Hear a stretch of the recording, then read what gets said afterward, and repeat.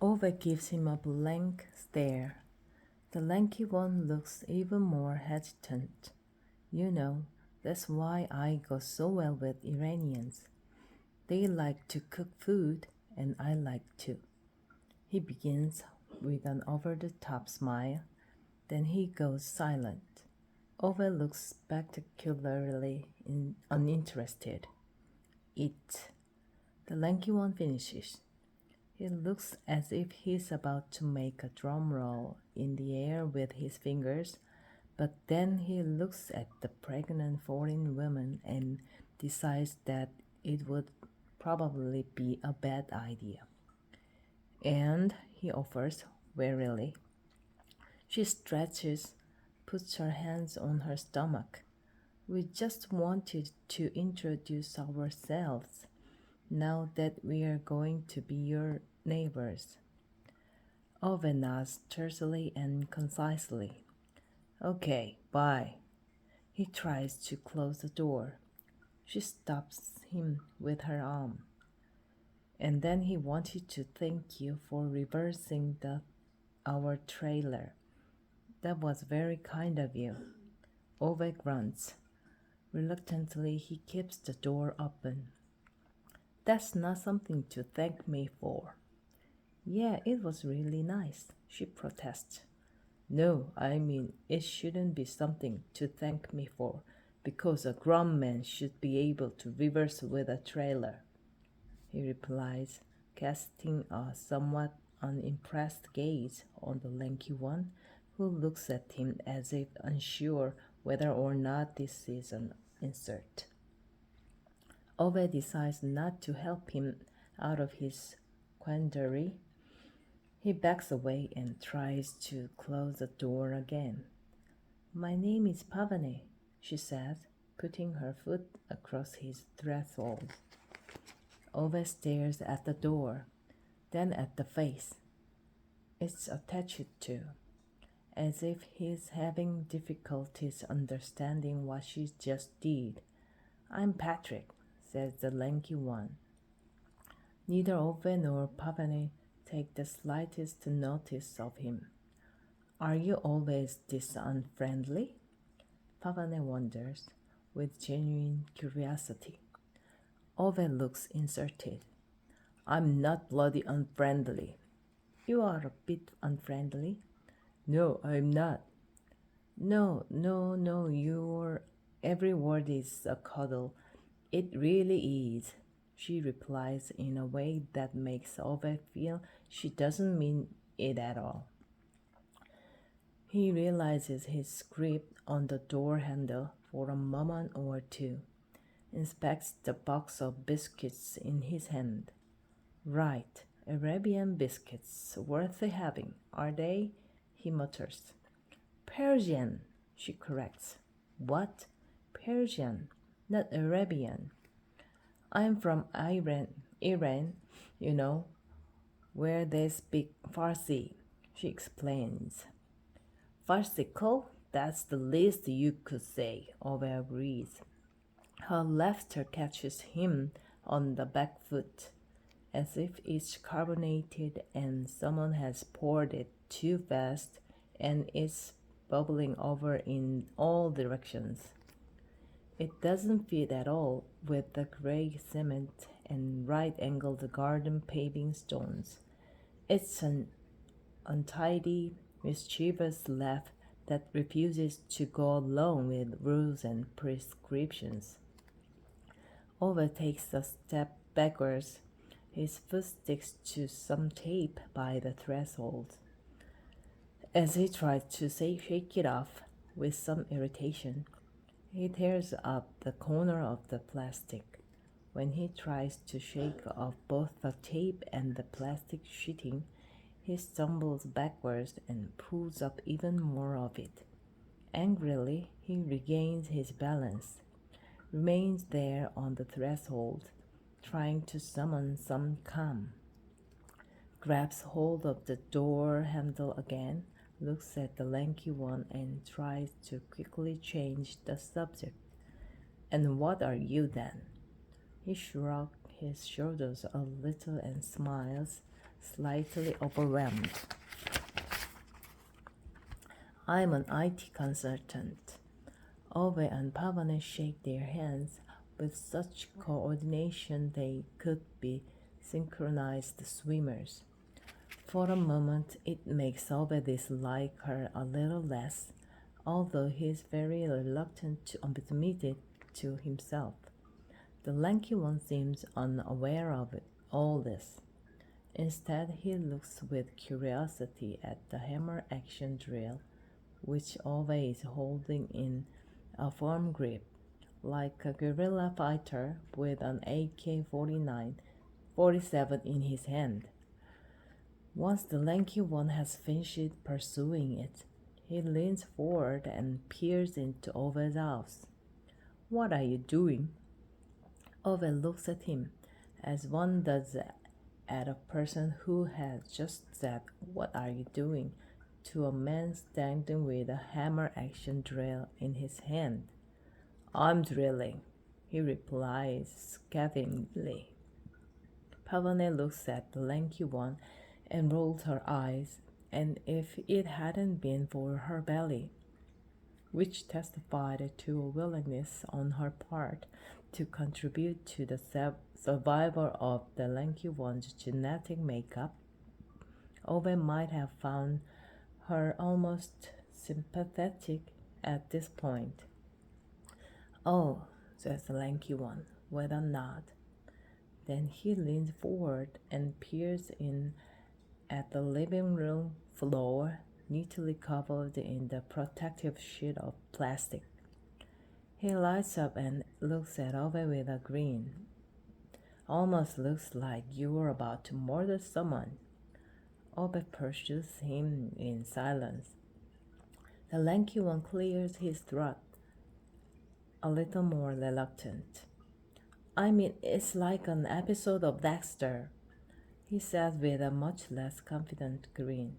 "It's a TV series about a guy who murders people."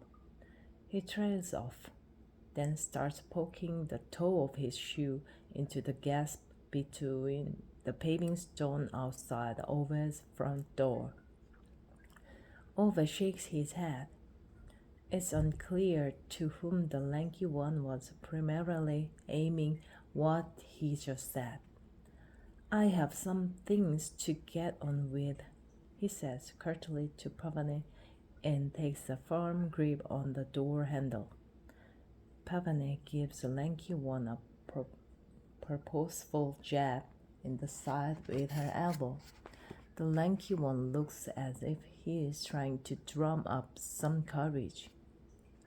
He glances at Pavane and looks at Ove with an expression of someone expecting the whole world to start firing rubber bands at him. "Well, the thing is, we actually came because I could do with borrowing a few things." Ove raises his elbows. "What things?" The lanky one clears his throat. "A letter and an Allen key." "You mean an Allen key?" Pavane nods. The lanky one looked puzzled. "It's an Allen key, isn't it?" "Allen key." Pavane and Ove correct at the same time. Pavane nods eagerly at him and points triumphantly at Ove. "He said that's what it's called." The lanky one mumbles something inaudible. "And you're just like, 'Wow, it's an alien key,'" Pavane jeers. He looks slightly crestfallen. "I never sounded like that." "You did so." "Did not." "Yes, you did." "I didn't." Ove gaze travels from one to the other, like a large dog watching two mice interfering with its sleep. "You did," said one of them. "That's what you think," the other one said. "Everyone says it. The majority is not always right. Shall we Google it or what?" "Sure, Google it. Wikipedia it." "Give me your phone." "Use your phone." "Duh, I haven't got it with me, dipshit." "Sorry to hear that." Ove looks at them as their pathetic arguments drones on. They remind him of two malfunctioning radiators making high-pitched whines at each other. Good God, he mutters. Pavane starts imitating what Ove assumes must be some kind of flying insect. She makes tiny whirring sounds with her lips to irritate her husband. It works quite effectively, both on the lanky one and Ove. Ove gives up. He goes into the hall, hangs up his suit jacket, puts down the hammer action drill, puts on his clogs and walks past them both towards the shed. He's pretty sure neither of them even notice him. He hears them still bickering as he starts reversing out with the ladder. Go on, help him then, Patrick. Pavane bursts out when she catches sight of him. The lanky one takes a few steps forward toward him with fumbling movements. Ove keeps his eyes on him, as if watching a blind man at a wheel of a crowded city bus. And only after that does Ove realize that, in his absence, his property has been invaded by yet another person. Rune's wife Anita, from further down the street, is standing next to Pavane, blithely watching the spectacle. Ove decides the only rational response must be to pretend that she's doing no such thing. He feels anything else would only encourage her. He hands the lanky one a cylindrical case with a set of neatly sorted Allen keys. Oh, look how many there are, says the imbecile thoughtfully, gazing into the case. What size are you after? Asks Ove. The lanky one looks at him as people do when they lack the self-possession to say what they are thinking. The usual size? Ove looks at him for a long time. What are you using these things for? He says at last. To fix an IKEA wardrobe we took apart when we moved. And then I forgot where I put the Allen key. He explains, apparently without a trace of shame. Ove looks at the ladder. And this wardrobe's on the roof, is it? The lanky one sniggers and shakes his head. Oh, right. See what you mean. No, I need the ladder because the upstairs window is jammed.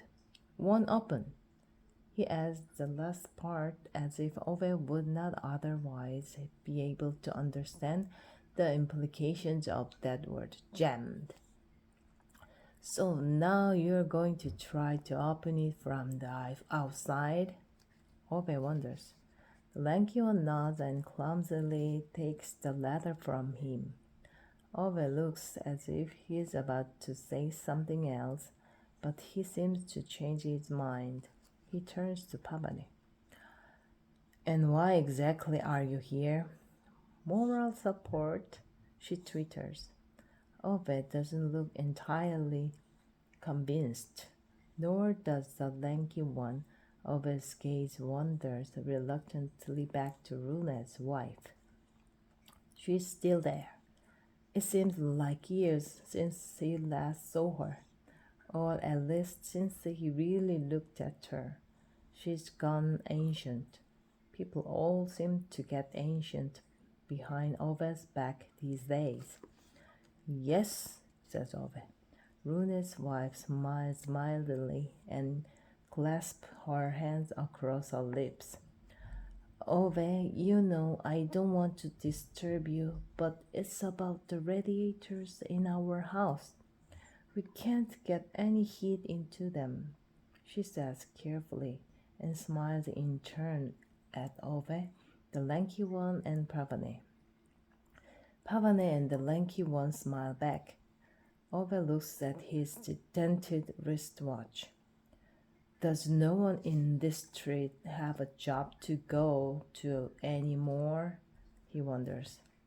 I'm a pensioner, says Rune's wife, almost apologetically. I'm on maternity leave, says Pavane, patting her stomach proudly.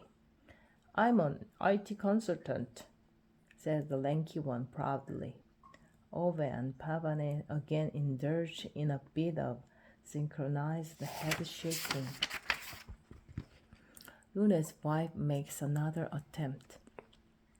I think it could be the radiators. Have you bled them? Says Ove. She shakes her head and looks curious. You think it could be because of that? Ove rolls his eyes. Ove, Pavane rolls at him at once, as if she's a reprimanding school mistress.